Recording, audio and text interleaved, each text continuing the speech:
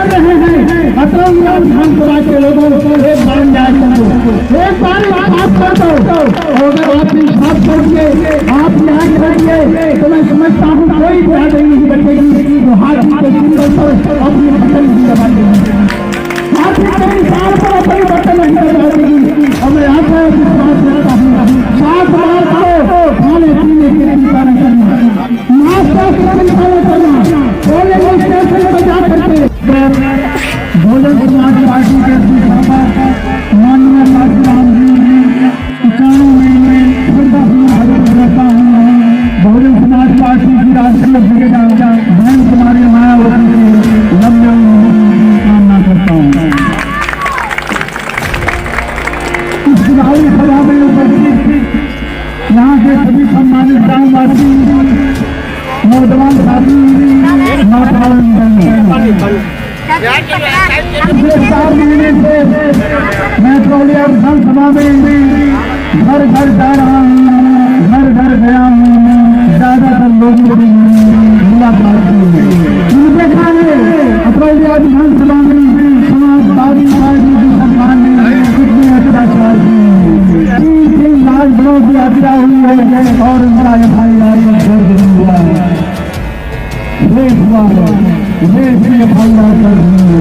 बहुत सारी ऐसी घटनाएं अतरौलिया विधानसभा में समाजवादी पार्टी की सरकार आ रही है, अत्याचार शुरू हो जा रहा है, सारा समाज है और परेशानी मैं आपको भरोसा दिलाता हूँ। मुझे विधायक बनकर कोई बहुत बड़ा सम्मान नहीं चाहिए, मुझे विधायक बनकर उससे कोई आर्थिक लाभ नहीं चाहिए। ये लड़ाई मैं आप लोगों के लिए लड़ने के लिए आया हूँ। आप लोगों के साथ अतरौलिया विधानसभा में बहुत अन्याय हुआ है। गरीबों की बात करने वाला इस विधानसभा में कोई नेता नहीं है। मैं नेता बनने के लिए नहीं आया हूँ, क्योंकि विपक्षियां बहुत कमजोर था, विपक्ष में कोई रह नहीं गया था। इसलिए ऐसे लोग समाजवादी पार्टी की सरकार से, समाजवादी पार्टी के नेताओं से उनके पास ऐसा कोई बुद्ध नहीं था, ऐसा कोई नेता नहीं था जिसके पास जाकर वो अपना ये लड़ाई आपके लिए लड़ने के लिए आया हूँ। मुझे विधायक बनने के लिए किसी सुविधा का लाभ नहीं चाहिए। मेरा एक चेहरा है, लड़ाई आपको लड़नी है, क्योंकि ये चुनाव आपका है, ये चुनाव आपको लड़ना है, ये चुनाव आपको जीतना है, विधायक आपको बनना है। और विधायक को मिलने वाली सारी जितनी सुविधाएं होती हैं उसका आपको बनना है। मेरा एक बात हो रहा है, मैं आपसे निवेदन करना चाहता हूँ, समय की बहुत कमी है मेरी बात, इसलिए 7 मार्च को आने वाले आम चुनाव में बहुजन समाज पार्टी के प्रत्याशी को हासिल चुनाव गठन बनाने के भारी मिलने के विजयी बनाएंगे।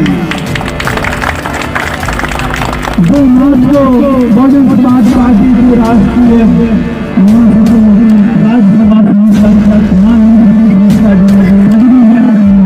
आप लोग ज्यादा से ज्यादा संख्या में वहाँ पहुँच करके उनको और इस रैली को आप सबको बहुत धन्यवाद।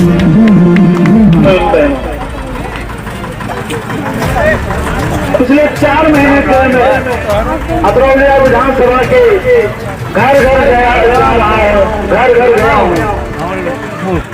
मैंने सोचा अगर मुझे चुनाव लड़ना है तो सैद्धांतिक तरीके से अतरौलिया विधानसभा का विश्लेषण किया जाए और मैं हर गांव जाऊं, हर घर जाऊं और कोशिश करूं कि हर व्यक्ति से मैं मिलूं। मैंने देखा है अतरौलिया विधानसभा में पिछले 40 साल से समाजवादी पार्टी काबिज रही है। यहाँ की तंगलियां देखी है, गंदगी देखी है, कच्चे मकान देखे हैं, गरीबी देखी है और अत्याचार देखा है। ये बात सही है कि विधायक बनने के बाद कोई भी किसी भी आदमी को राजा नहीं बना सकता, लेकिन उसको उसका अधिकार दिला सकता है,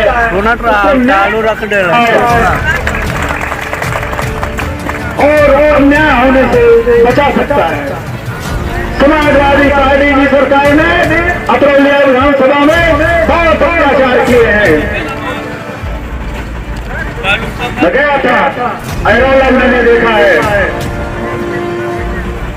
एक व्यक्ति था, इकलौता बेटा था उसका, समाजवादी पार्टी के लोगों ने उसकी हत्या की थी। मैं उसके दोहरा से मिला था, रो रही थी, बाप था, अंधा था, रो रहा था।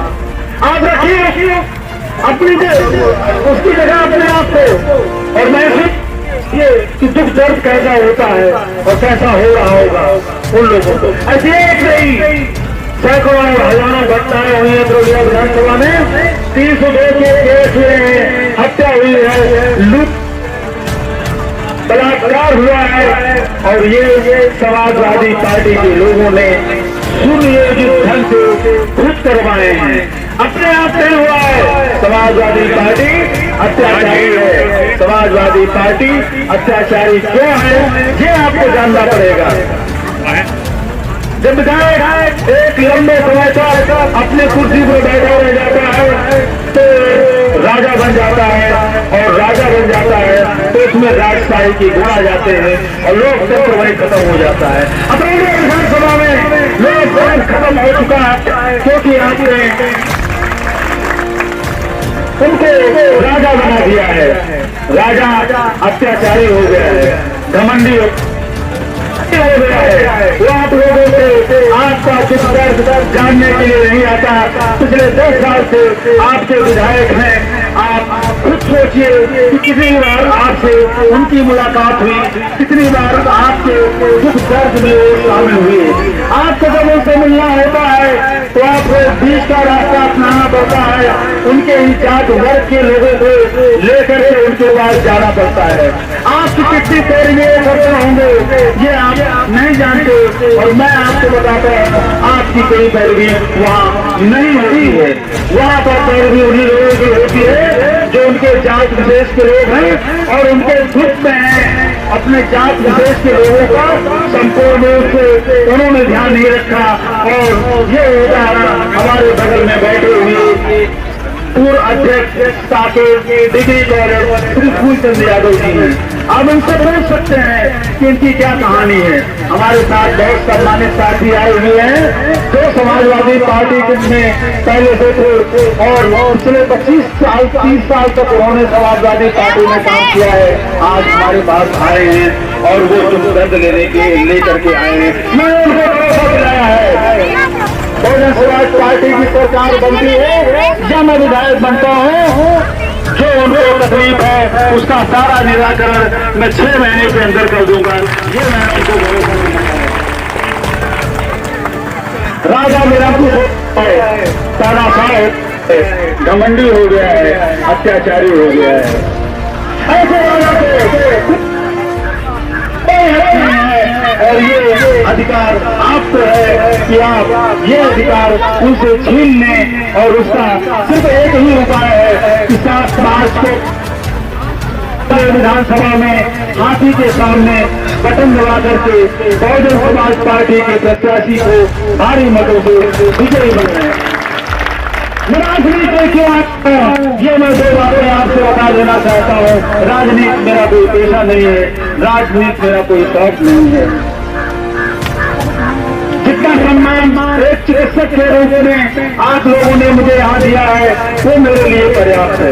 विधायक के पास उतना सम्मान नहीं होता है। जो संसाधन मैंने जुटाए हैं आप लोगों के आशीर्वाद से और अपनी मेहनत से हमारी जीवन यापन करने के लिए वो पर्याप्त है। राजनीति में मैं सिर्फ इसलिए आया हूँ कि दोनों विधानसभा में विपक्ष में लगा और जो लोग का विरोध करते हैं उनकी सुध लेने वाला कोई नहीं है।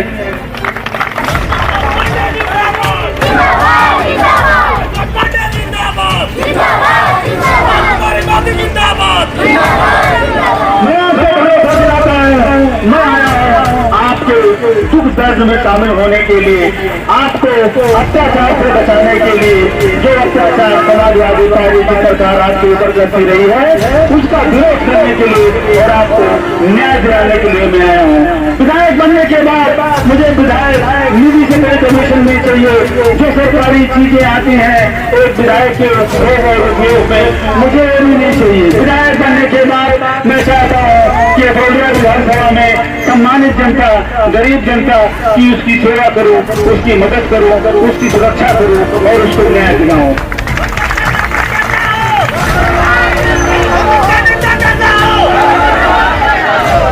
आपको अपने विधायक से मिलने के लिए लखनऊ जाना पड़ता है और वो आपसे मुलाकात करते हैं, ये नहीं करते हैं, ये आप अच्छी तरीके से जानते हैं। मुझसे मिलने के लिए आपको कहीं नहीं जाना पड़ेगा, सिर्फ अखरौली आना पड़ेगा। अखरौली में उपस्थित रहूंगा और आप में से कोई भी जब भी मुझसे मिलना चाहेगा तो सीधे मिल सकता है, उसको किसी बीच के व्यक्ति की आवश्यकता नहीं है।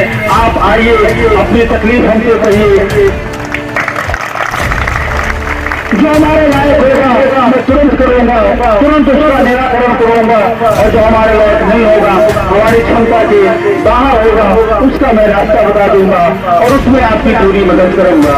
निष्पक्ष रूप से अतरौली विधानसभा में हर जात, हर वर्ग, हर धर्म, हर समुदाय को लेकर के चलने के लिए आया हूँ। आपने मेरा 30 साल का इतिहास देखा है। मैंने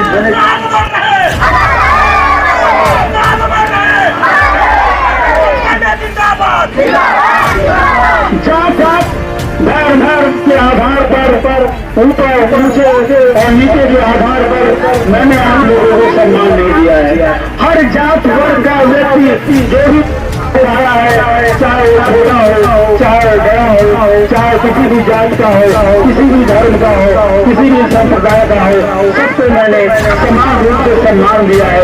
किसी भी दल का हो, चाहे कांग्रेस